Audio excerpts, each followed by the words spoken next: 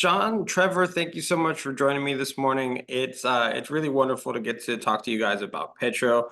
It's very exciting and very in-depth documentary that I didn't expect to almost like have my face like right at the TV as the events were coming through.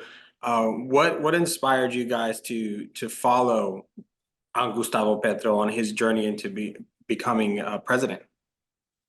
Yeah, so this project actually kind of started, you could really say it started way back in 2005 and 2007 when Trevor and I were in college. And Trevor and one of our producers, Julian Espinel, who's Colombian, went to Tufts University together. And they actually went down and made a student documentary about the conflict in Colombia, which was a short.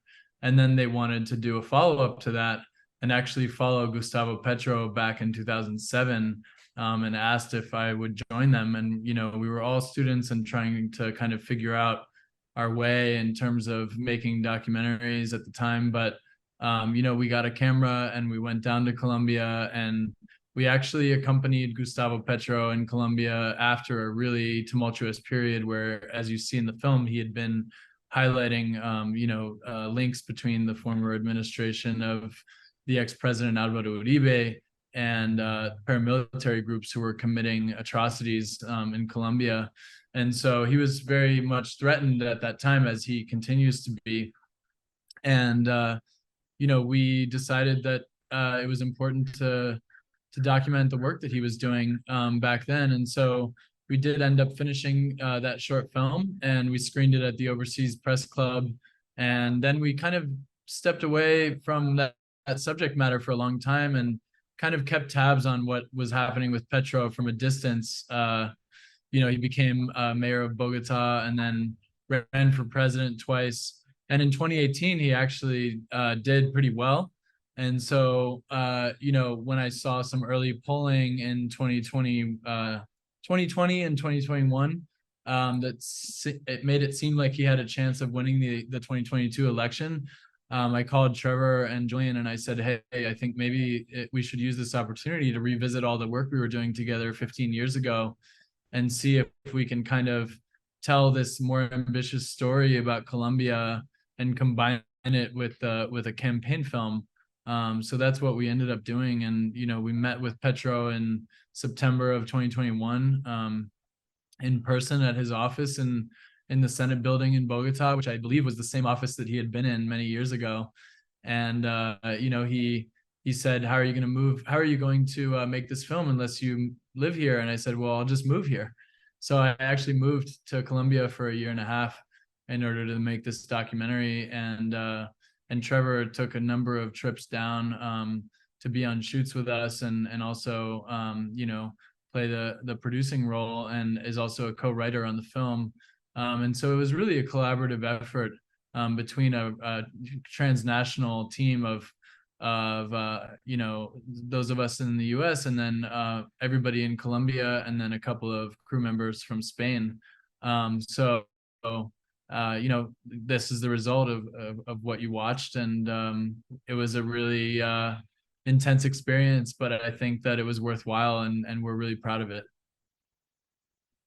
Trevor, do you want to talk to me a little bit about the logistics of planning this film? Because it's a very active situation, right? Because he's running for president, and you guys in the film very clearly document some of the dangers that those candidates go through with the past violence and deaths to many of them. But also, he can drop out one day. He can lose. Things can shift. You guys are in a very active country where things like that have happened before and can happen again.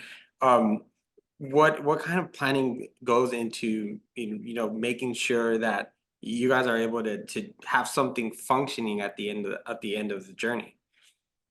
Well, it's a great question. I think that the truth is that it's always a gamble when you start projects like this, especially something like this film, which we bootstrapped initially with, financing it ourselves, then raising money, getting grants. I mean, it was really like a piecemeal process. We have a number of fantastic executive producers who have really believed in the vision and contributed a great deal. And we also have had the support of foundations like the Cross Currents Foundation and a number of generous donors who believed in what we were doing. But logistically, you know, I would say, as Sean mentioned, I spent about 8 weeks across the total production process in Colombia, whereas Sean was there for a year and a half. You know, Sean is also a producer on the film, and in terms of a lot of the day-to-day logistics, you know, he would be doing that in tandem with our Colombian line producers. I mean, what my role was really to help him find the best people possible to bring onto the production who could facilitate everything that we needed to do in a really complex, fast-moving environment. So we worked with some really professional folks down in Colombia, the people from Vaya Films, who were instrumental in a lot of that, the logistical planning of how to actually shoot what we were shooting. I mean, collaboration from Petro's press office and all the different politicians and journalists and all the folks that we were shooting with was also key. But I mean, as Sean can tell you, often the team had a bag packed and they would just split at a moment's notice to the airport to get to wherever Petro was going to be next. And then it was just a free-for-all of trying to figure out how to get everything that we needed. Yeah. Yeah, I mean, and one anecdotal thing about access in Colombia is like, I would call people twice, and you know, they would not get back to me, and then my Colombian friend would say, you know, just keep calling, and I'm like, well, I don't want to call this person like 6 times in a row in the span of 2 hours, and they're like, no, that's what you have to do. You have to just keep calling them until you guilt them into picking up the phone. And so I got used to really being insistent. I'm actually in Colombia right now in Medellin, but you know, there was some cultural things to adapt to in terms of communication and just really impressing upon people that we weren't going to go away and that we really wanted to get to the heart of the story. So I think that there were varying degrees of success with the access. I would have, as a filmmaker, you always want as much as you can get, but I think that we achieved some things in terms of getting some intimate moments with our subjects, and hopefully that shows through in the film. It certainly does. I did want to touch upon a different point before, which is you talking about your challenges, because I was noticing. I mean, it's, like I said, very active. So you're jumping on a plane 1 second, and then maybe his opponent has another event that you really need to get to because you wove them really, really well. And I was going to ask you if you had multiple crews out there, and just to think that it's just you with Trevor there every now and then is very, very impressive. We did have more than, so the other the DP of the film, who was the co-DP with me, but really did I would say a bulk of the the shooting while I was focusing on directing and producing is Tom LaFay, or Thomas LaFay, who's a great cinematographer and filmmaker in his own right, who lives in Bogota. And a lot of the time we tried to stick together because it was nice to be shooting 2 cameras while we were in the field. But then there were other moments where, I actually would send the guys, Tom and a sound mixer, out to some other event like you're alluding to, or even to another city. And then they would go and film something else. I mean, one concrete example I can think of is when I went to a book signing event with Petro that appears in the film. And then Tom and our sound mixer actually flew to Cali for a meeting with a bunch of ex-military guys who were, veterans who were supportive of Petro's campaign. And so there were definitely a lot of moments where we needed to be in more than one place at the same time. And luckily there were a few other camera operators and sound mixers who were available at various points in time, so that we were able to have a second or third unit whenever we needed it. And on the election days, so there was the primary, and then the first round of voting, and then the runoff round of voting. And on those days we were firing on all cylinders in terms of having multiple drivers and multiple cameras and everybody out in the field trying to cover as much as possible of the action and following the different characters throughout the election day and their reaction to what the results were as they came down. So yeah, I mean, it was we were lucky to find some really great crew in Colombia who I think I know that we both hope to continue to work with. Yeah, it was done really, really well. And I think for me, my other favorite thing about the film is your choice of kind of just letting the characters speak for themselves as far as the narration. Was that always the case, or was it at the end compiling enough footage and interviews and sound really from news outlets, from radios, from protesters, from straight interviews that allowed you to really just let them tell the story? And I love that Yeah. so much because it's such a personal story to everyone in that nation that for them to be able to hear it from their players, their characters, I Yeah. think hits closer to home. Yeah, I mean, my voice only shows up once in the whole film when I'm riding in the car with Petro at the end, and I say, you know, you always compare the campaign to like being in a tunnel, and then he says it's more like being in a hurricane than being in a tunnel, and you don't know where the hurricane is going to take you. And so, but in general, I'm not a big fan, and I know that Trevor probably shares this sentiment. Like, we're not big fans of using an omniscient narrator because we feel like that's more of a broadcast TV documentary choice than maybe something that's meant for, you know, a film audience. You know, obviously there are plenty of exceptions to that, and it depends on the perspective of the filmmaker and what kind of story they're telling. But in this case, it would have felt wrong to me to kind of have someone just narrating the film from this kind of omniscient perspective, or giving, you know, information that could come through, as you're saying, through the characters themselves, through their own voices, or through the archival, and letting that material kind of really speak for itself rather than trying to hold the audience's hand by having a narrator. And so, you know, there were moments, we had an earlier cut of the film where I think that for international audiences, there wasn't enough context. And so we did end up using a handful of title cards here and there to kind of explain a couple of critical points about the country's history that could otherwise be lost on folks. But in general, yeah, I mean, we wanted to let the material kind of speak for itself. Yeah, and speaking of that material, I love your universal themes. Through the film, we see the importance of the youth movement, and whether it's in the 80s, the 90s, present time. That look, that fire, that desire for change is always in their eyes. It's very similar to what we see here. And then we also see the different players. One candidate who's very distinct to another, but you don't really know who you want to vote for. Another universal theme, and just people in general being tired and caught in the middle. Trevor, how important was it to make sure that you guys had those universal themes to be able to relate, regardless whether you're Colombian, whether you're American, or in another country? Yeah, I'd say it was critical, essential. I mean, one thing that we've talked a lot about is, you know, we wanted the film to resonate after the campaign. You know, it would be one thing, all the news cameras were covering day-to-day action of the campaign, and then when it ends, they move on to the next news cycle. But we didn't want to just do that again.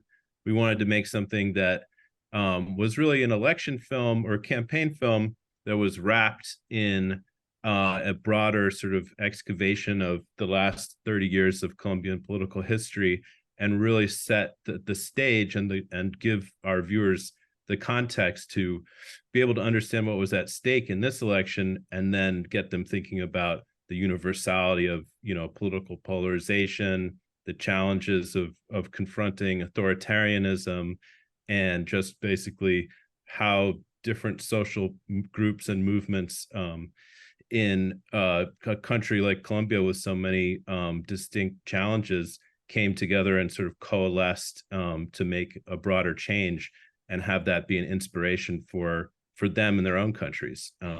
So that was really a lot of what Sean and I were talking about throughout the process of the film. Sorry, I muted myself. Working with Petra for this length of time and being involved with the community. What was your biggest takeaway from this film? What sticks with you still to this day going forward? And now getting to look back and watching the film at festivals, watching people react. What what resonates with you personally? Is for each of you. Yeah, I mean, I think for me, I almost get emotional thinking about your question, because I was thinking about all of the people that we met during the campaign, and there were so many people who in these communities that had been affected by the conflict, like indigenous communities, Afro-Colombian communities, campesino communities. And it was such a broad coalition of people who came together to support Petro's candidacy, and who really showed that a grassroots change in Colombia and in the world is possible. And so it was really inspiring, in a lot of the reaction shots in the film that you see at the different campaign rallies. Like, I was really right in the crowd, kind of looking at people's eyes and focusing on their reactions to what was going on. And you end up meeting so many people along the way who played their own important role in this election, and continue to play an important role, as they say in Spanish, aportando un granito de arena, or bringing their grain of sand to this possibility of a change in a country that really desperately needs it. I mean, I think the takeaway from me is that actually this film is much bigger than just Gustavo Petro. And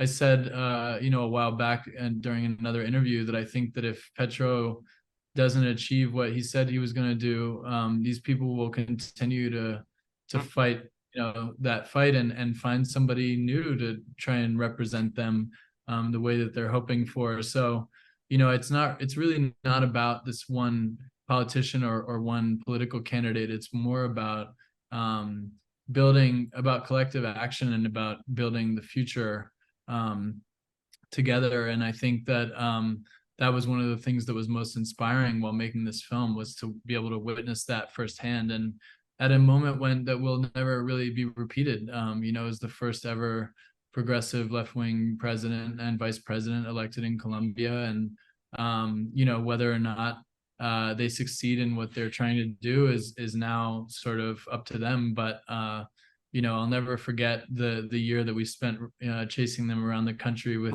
video cameras. Trevor, for you?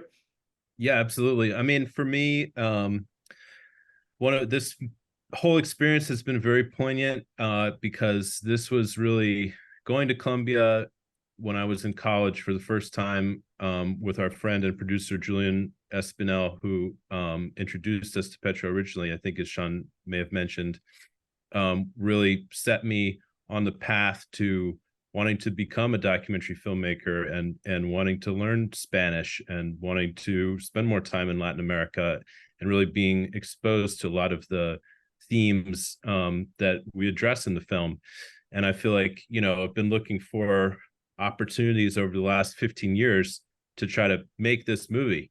And there's been a couple moments that we thought would be entry points to address a lot of the subject matter that we end up including here.